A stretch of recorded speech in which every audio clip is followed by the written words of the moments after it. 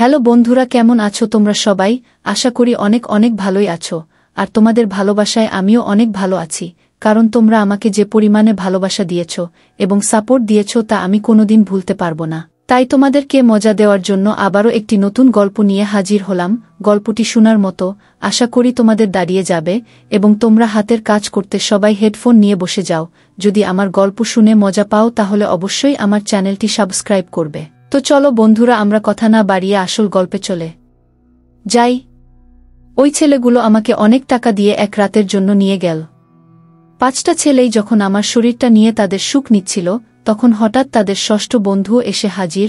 কিন্তু সে রুমের ভিতরে ঢুকতেই তার কণ্ঠ দিয়ে আওয়াজ বেরিয়ে এলো, কেননা অবস্থার জন্য একজন মানুষ এমন কিছু করতে বাধ্য হয় যা সে কখনো চিন্তাও করেনি, বা অন্য কথায় কখনো কখনো অনেক স্বপ্ন একজন মানুষকে শেষ করে দেয়া। আর আমিও কখনো পূরণ না হওয়া স্বপ্নের আশায় বেরিয়ে পড়ি।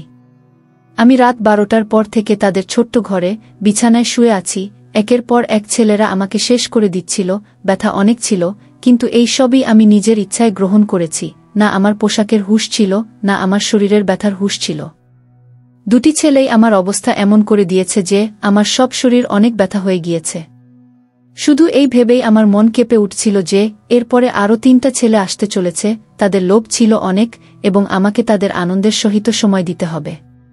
আমি কল্পনাও করিনি যে আমার জীবনে এমন একটি রাত আসবে। এই সবই অনেক টাকার বিনিময়ে মজা করছিল, তাই আমাকে পিছিয়ে যাওয়ার প্রশ্নই আসে না। আমার দায়িত্ববোধ এবং আমার পরিবারের স্বপ্ন আমাকে এই রাস্তায় নিয়ে এসেছে, তাই আমি এক রাতে 5 ছেলের সাথে রাত পার করতে রাজি হয়েছিলাম। সাধারণ পরিস্থিতিতে কোনো মেয়ের পক্ষে এরকম ভাবাও সম্ভব নয়, কিন্তু আমি যে জায়গায় দাঁড়িয়ে আছি এই সিদ্ধান্ত নিতে আমার অনেক বেশি সময় নেইনি। তারা সবাই সুস্থ সবল ছেলে ছিল, যাদের শক্তির কাছে আমি কিছুই না। 2 ছেলেই আমাকে মুহূর্তের মধ্যে শেষ করে দিচ্ছে, তাদের লোভ ছিল অনেক বেশি। এই প্রথম কোনো ছেলের ছোঁয়া পেয়েছিলাম আমি। দ্বিতীয় ছেলেটি চলে যাওয়ার সাথে সাথে তৃতীয় ছেলেটি ঘরে প্রবেশ করল। আমি একটা নিঃশ্বাস নিয়ে বললাম, আমি একটু সময় চাই, কিন্তু সে বলল আমার কাছে সময় নেই, আমার অন্য বন্ধুরা বাইরে বসে অপেক্ষা করছে। তার কথা শুনে আমার চোখে পানি চলে এলো। সে সাথে সাথে আমার দিকে এগিয়ে এলো। আমার চোখের পানি উপেক্ষা করে সে আমার উপরে ভেঙে পড়তে থাকল। আমার শরীর সহ্য করার শক্তি হারাচ্ছিল। আমি বারবার চেষ্টা করলাম ওকে আমার থেকে দূরে পাঠিয়ে দিতে, কিন্তু সে ততই আমার উপরে আধিপত্য বিস্তার করতে থাকল। মনে হলো যেন সে এই খেলাটা উপভোগ করছে।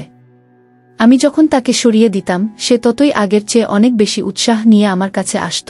তাই এখন আমি ওকে থামাতে চেষ্টা না করে চুপ করে সহ্য করে যাচ্ছিলাম আমার উপরে হওয়া এই কাজটা। 1.5 ঘন্টা ধরে সে তার সুখ মেটাতে থাকল। আর যাবার সময় আমার শরীরে দাগ দিয়ে বলল সুযোগ পেলে আবার আমার সাথে সময় পার করতে আসবে। সে চলে যাওয়ার পরে আমি আমার শরীরের দিকে তাকিয়ে অবাক হয়ে উঠলাম। শরীরের এমন কোনো অংশ নেই যেখানে দাগ নেই। তৃতীয় ছেলে তো আমাকে সবচেয়ে বেশি কষ্ট দিয়েছে। বিভিন্ন স্থানে তার দাগের চিহ্ন ছিল এবং তারপরের 2 ছেলেও ঘণ্টাখানেক আমাকে তাদের সুখের শিকার বানালো। তারা আমার প্রতি বিন্দুমাত্র দয়া দেখায়নি, এবং কেন দেখাবে? ওরা আমার একটা রাত, একটা বড় অঙ্কের টাকার বিনিময়ে কিনেছে। তারা শুধু তাদের সুখ নিচ্ছে। আর এই একটা রাত আমার জীবনের সবচেয়ে অন্ধকার রাত হয়ে গিয়েছে। আমার অবস্থা এমন হয়েছিল যে আমার কোনো জ্ঞান ছিল না। ব্যথার কারণে আমি এদিক ওদিক ঘুরতেও পারছিলাম না।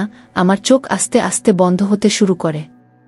তখনই তারা আমাকে বলল যে তাদের একজন বন্ধু এসেছে। তাকে অস্বীকার করার বা তার বিরুদ্ধে প্রতিবাদ করার মতো শক্তিও আমার অবশিষ্ট ছিল না। ষষ্ঠ ছেলেটি রুমে এসে আমার বিছানার কাছে এসে আমাকে দেখেই তার আওয়াজ বেরিয়ে এলো। কি কারণে তার আওয়াজ বেরিয়ে এলো তা জানলে আপনারাও অবাক হয়ে যাবেন। আমার নাম মধুমিতা, আর আমার বয়স তখন মাত্র 22 বছর। আমি গ্র্যাজুয়েশন করেছিলাম, কিন্তু আজকাল স্নাতক কিছুই নয়। বিএড করার পরেও মানুষ ডিগ্রি হাতে নিয়ে রাস্তায় রাস্তায় ঘুরে বেড়ায়। এটার সঠিক ধারণা আমি তখন বুঝতে পারি যখন আমি চাকরি খুঁজতে বের হলাম। প্রতিটি কোম্পানির সামনে তরুণ তরুণীদের একটা বিশাল লাইন, নিজের সময় আসার অপেক্ষায়। এমন অবস্থায় আমার মতো একটা মেয়ে কোথায় চাকরি পাবে, যার না আছে কোনো অভিজ্ঞতা, না কোনো বড় ডিগ্রি? কিন্তু চাকরি পাওয়াটা আমার অনেক প্রয়োজন হয়ে দাঁড়িয়েছিল, কারণ বাবা এই পৃথিবী ছেড়ে চলে যাওয়াতে আমাদের অবস্থা অনেক খারাপ হয়ে গিয়েছিল। বাড়িতে বাবাই একমাত্র উপার্জনকারী ছিলেন, আর আমরা 3 বোন অবিবাহিত ছিলাম। আমার বড় বোন শিক্ষিত না, তাই রোজগারের দায়িত্ব আমার উপরে এসে পড়ে। আমি যখন বাড়ি থেকে বের হলাম তখন আমি বুঝতে পারলাম বাইরের জগৎটা কত কঠিন।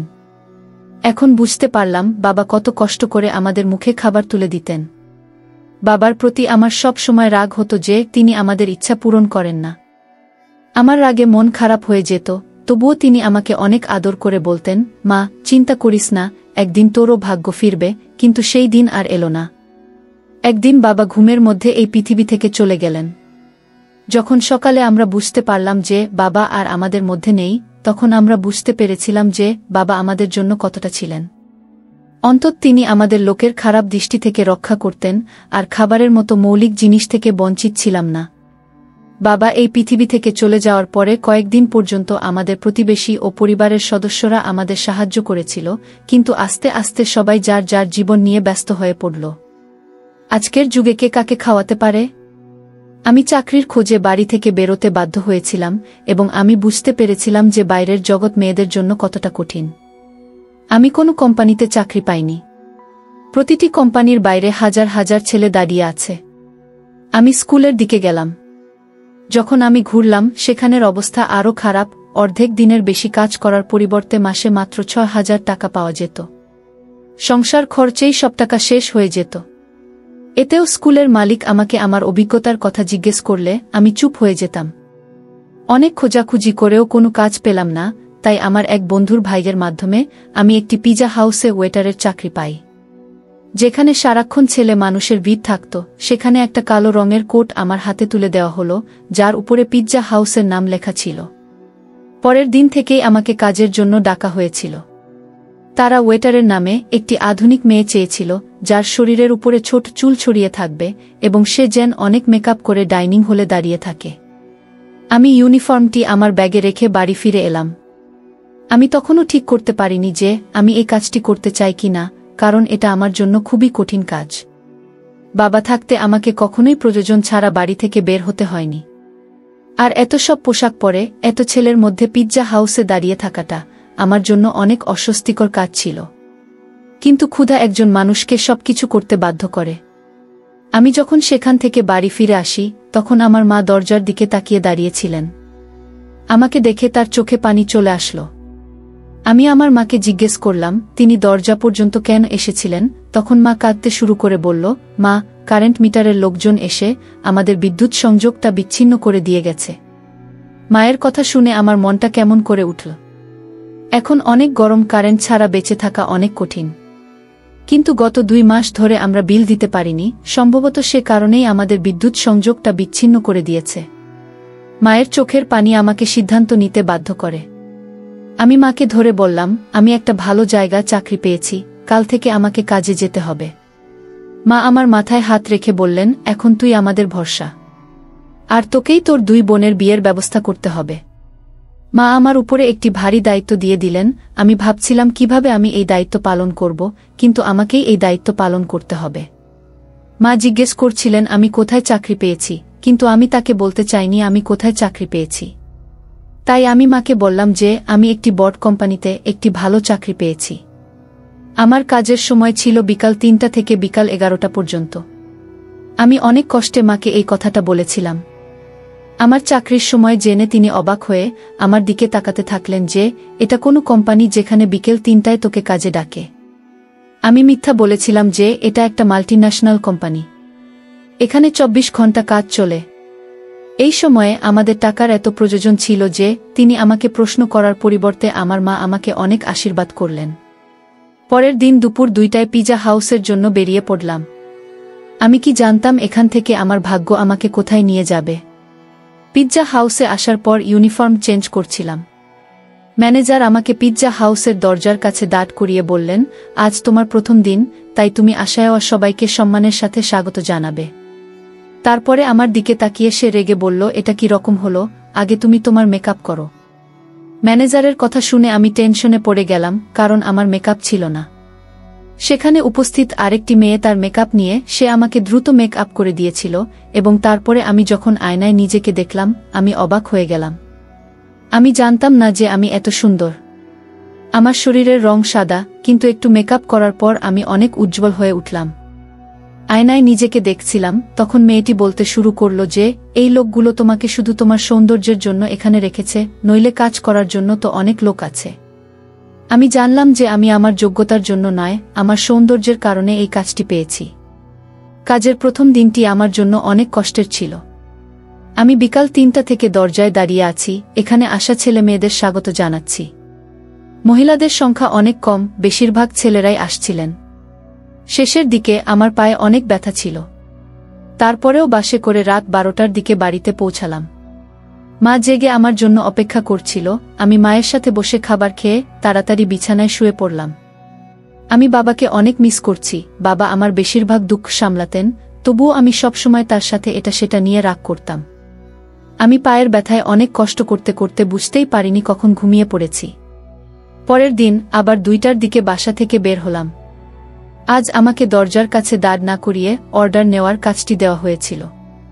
এই কাজটা আমার কাছে কিছুটা সহজ মনে হয়েছিল, কিন্তু কিছু সময় পরে বুঝেছিলাম এই কাজটা মোটেও সহজ নয়।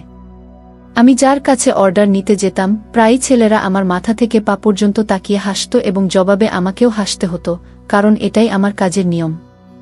তারা ইচ্ছাকৃতভাবে অর্ডার দিতে অনেক সময় নিত। মাঝে মাঝে অর্ডার দেওয়ার সময় আমার এত কাছে আসত যে আমার নিঃশ্বাস বন্ধ হয়ে যেত।